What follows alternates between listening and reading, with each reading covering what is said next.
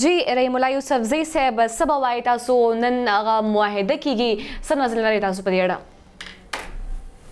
او بالکل دا خو یو ډېره تاریخي موقع ده چې داسې یو معاهده کیږي. مخکې داسې پرېکړې شوې دي، معاهدې شوې دي، خو هغه لږ مختلف وي. هغه خو چې نو د افغان مجاهدینو ترمنځ ډېرې داسې معاهدې شوې دي. دا د یو سوپر پاور او داسې د یو غیر ریاستي مسلح ډلې ترمنځ یو پرېکړه کیږي. دا د هغې نه مختلف ده، خو دا ده چې دا خو یو ابتدا ده.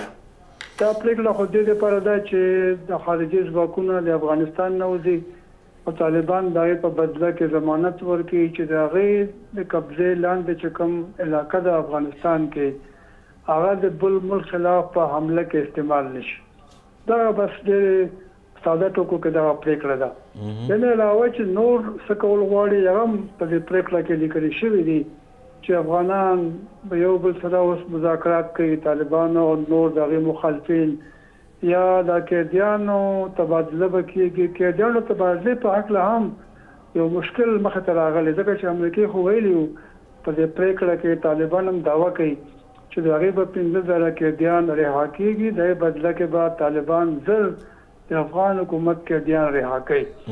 خو دا ده چې اوس طالبان نه غواړي چې د افغان حکومت سره خبرې اترې وکړي، هغه هغې تسلیمي هم نه. نو دا قیدیان خو زیات د افغان حکومت په تحویل کې دي، قبضه کې دي.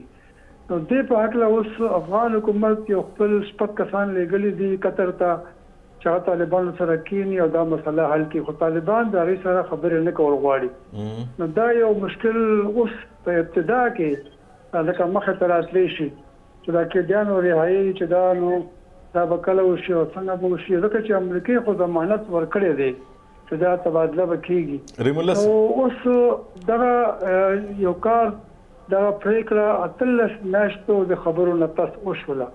رحیم الله صاحب پس چې اوس افغانان یو بل سره خبرې کوي چې په هغې کې به څونه وخت لګي او آیا په هغې کې به پرمختګ وشي او که نه. رحیم الله صاحب زه به په خپله یو تپوس تاسو نه کول غواړم. مونږ کتلې وې په ماضي کې چې کله افغان مجاهدین ګروپونه به د هغې ترمنځ خو معاهده او لوزنامه په خانه کعبه کې دننه شوې وه، هغه هم بیا خلکو آنر نه کا. نو اوس دا یو دومره په نارمل حالاتو کې کیدونکي او فریقین هم دومره زیات شو، نو دې کې به د کم سړي د خوشحالولو خبره به کېږي، ځکه چې دا ټول خو په یو ځای باندې نشي خوشحاله دی او څوک چې په دې کې خوشحاله شي نو دا ملک به مخکې لاړ شي. ستاسو څه اندازه ده که نه آیا ټول به په یو ځای باندې رضا کېږي نو دا کار به مخکې ځي؟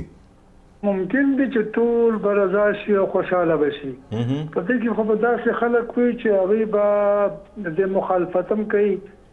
څو خلکو دپاره خو دا جنګ یو ډېر منافع بخش کاروبار جوړ شوی دی او هغوی خو بالکل امن نه غواړي.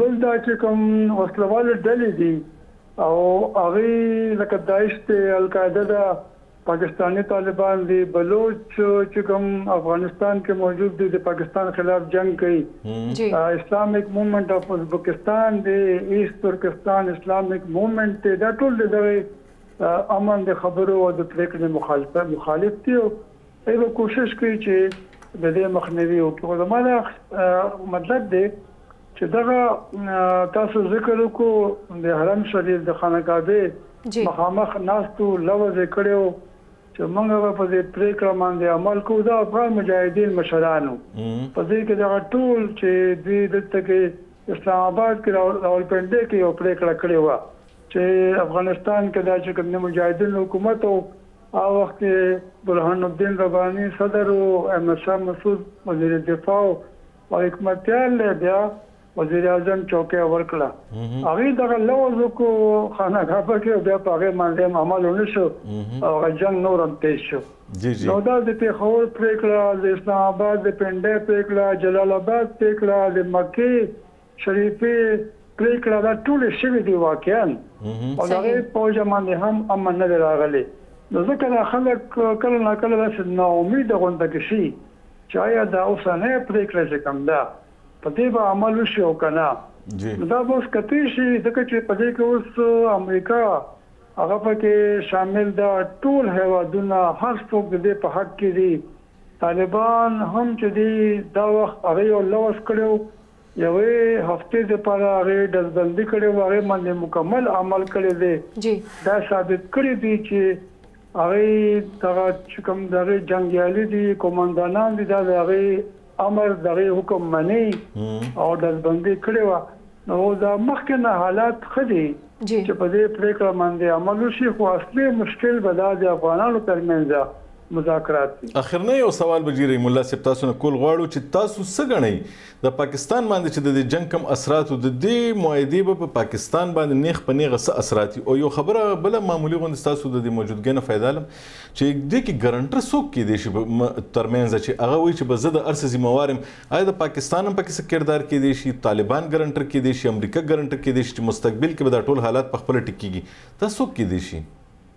خو یو خدا خبره ده چې د افغانانو د طالبانو د افغان حکومت د هغې ضمانت اخیستل ډېر مشکل کار دی. ما په خیال باندې هېڅوک هم دغه ضمانت نشي اخیستلی او د خبرو کې دا یو خبره شوې وه چې ضمانت کار پکار دي. څوک کېدی شي یو خو هغه هېوادونه چې هغه د افغانستان حکومت سره ښه اړیکې دي، یو هغه هېوادونه طالبانو سره نږدې اړیکې دي، بل د هغه طاقتونه دي. دې په هکله دا خبرې شوې وې چې دې ضمانتکار کېدی شي. زما په خیال باندې دا خبره واضحه نه ده او زه فکر نه کوم چې څوک به دغه ضمانت واخلي، ځکه چې مخکې کوم یو تجربه شوې ده، داسې ضمانت ورکول ډېر مشکل کار دی. نو دا ده چې په دې پرېکړه کې یو خبره ښه ده چې په دې کې شرایط دي او شرایط باندې که عمل نه کېږي نو بیا به دا پرېکړه مخکې نه ځي. لکه دا د امریکې شرط طالبان د ډزبندي وکړي یوې هفتې دپاره، هغه شرط طالبانو ومنو، ثابت یې کړو، نو اوس په پرېکړه کېږي. دې نه پس نور هم شرایط دي، دا شرایطو بنیاد باندې دا پرېکړه شوې ده. نو دا خبره پکې ښه ده که یو فریق هم د شرایطو خلاف ورزي کوي نو بل فریق ته بیا په پرېکړه باندې عمل درآمد نه کوي. جی رحیم الله صاحب تاسو ډېره مهرباني، تاسو وخت راکو.